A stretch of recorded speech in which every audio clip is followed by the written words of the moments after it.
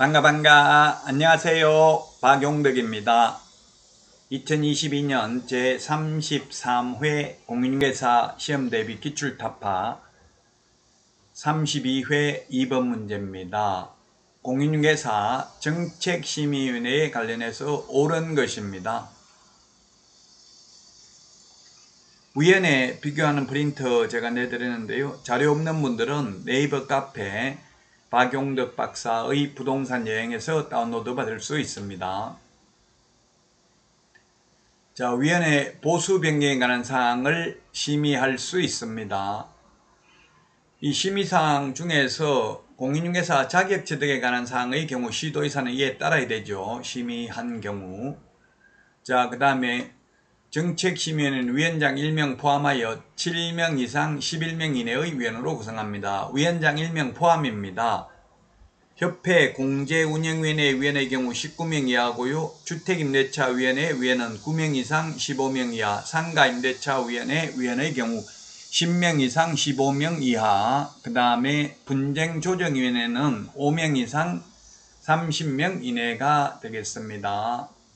디귿 위원장은 국토부 장관이 아니라 국토부 차관입니다. 차관. 그래서 틀렸고, 그리고 리얼 위원장이 부득이한 사유로 직무를 수행할 수 없을 때에는 위원 중에서 호선된 자가 아니라 위원장이 미리 지명한 위원이 직무를 대행합니다. 자, 그래서 옳은 것은 1번이 정답이 되겠습니다. 기역, 니은 두 개가 옳은 내용이 되겠습니다.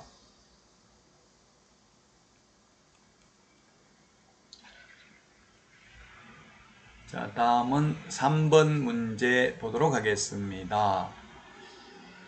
자, 3번 문제를 보면 2020년 10월 1일 갑과 을은 갑 소유의 X 토지에 관하여 매매계약을 체결하였다.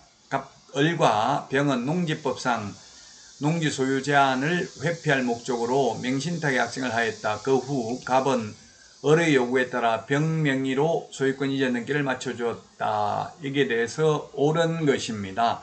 소위 등기 명신탁이죠. 등기 명의신탁, 3자간 명의신탁입니다. 자, 갑이 있고요. 갑이 있고, 그 다음에 을이 있습니다. 을. 매매계약 했고요.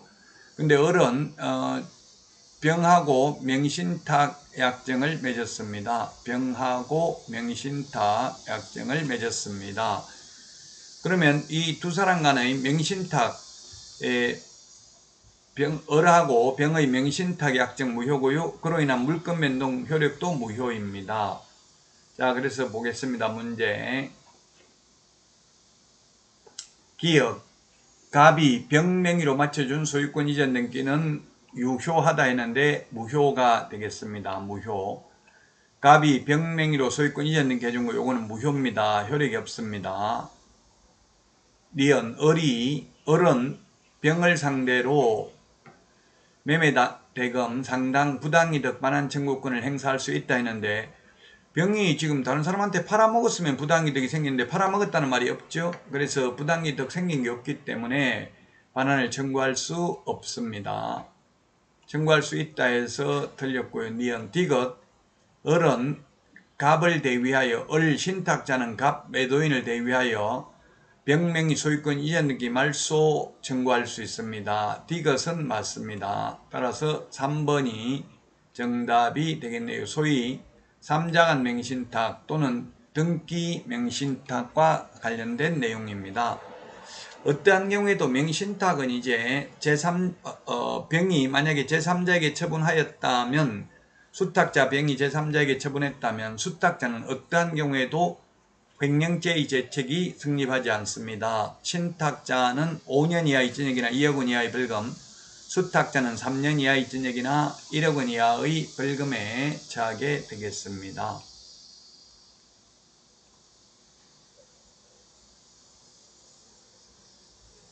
자, 다음은 4번 문제 보도록 하겠습니다. 틀린 것입니다. 4번 틀린 거. 1번 분묘기지권은 등기증명서를 통해서 확인할 수 없다. 분묘기지권이란 관습법상 공시방법을 갖춘 것을 말합니다. 분묘기지권이 성립되려면 이렇게 봉분이 위로 불룩하게 올라와 있어야 되죠. 등기되어 있는 게 아니고. 그래서 1번 틀렸고요. 1번 틀린 게 아니라 확인할 수 없다 했으니까 맞습니다. 등기사항 증명서를 통해서 확인할 수 없고 관습법상 공시방법을 갖췄는지를 확인해야 될 것입니다. 자, 그 다음에 분묘기지권은 분묘의 설치 목적인 분묘의 수호와 제사에 필요한 범위 내에서 분묘기지주의 공지를 포함하는 지역까지 미친다. 맞습니다. 미치는데 그 구체적 범위는 개별적인 분묘를 보고 판단해야 된다. 사회통념상 30제곱미터에 한정된다 하면 X입니다. 3번 분묘기지권이 인정되는 경우 분묘가 멸실되었다 하더라도 유골이 존재하여 원상회복이 가능하고 일시적 멸실에 불과하다면 분묘기지권은 소멸하지 않고 존속하고 있다고 보아야 된다는 게 판례입니다. 4번 분묘기지권에는 그 효력이 미치는 범위 안에서 새로운 분묘를 신설할 권능은 포함되지 않습니다. 이미 설치되어 있는 분묘를 봉제사하고 관리하는 데 필요한 범위 내에서 타인 토지를 사용할 수 있는 권리를 분묘기지권이라고 합니다. 5번이 정답이 되겠네요. 갑이 자기 소유의 토지에 분묘를 설치한 후 그 토지를 을에게 양도하면서 분묘를 이장하겠다는 특약을 하지 않음으로써 갑이 분묘기지권을 취득한 경우 특별한 사정이 없는 한 갑은 분묘기지에 대한 토지의 사용대가로서 지료를 지급할 의무가 없다 했는데 없다 이게 X죠. 지료를 지급할 의무가 있습니다. 분묘기지권이 성립한 때부터 지료를 지급해야 됩니다. 시효취득의 경우에는 지료를 청구한 때부터 지급합니다.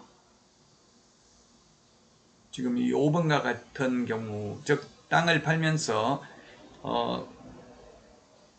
묘 이장하겠다 안 하겠다 아무 말 안 하면 분묘기지권이 생기는데 그때는 분묘기지권이 성립한 때부터 시효취득의 경우에는 지료를 청구한 때부터 지료를 지급해야 된다는 것 기억하시기 바랍니다. 여러분 수고 많으셨습니다. 다음 시간에 찾아뵙겠습니다. 안녕.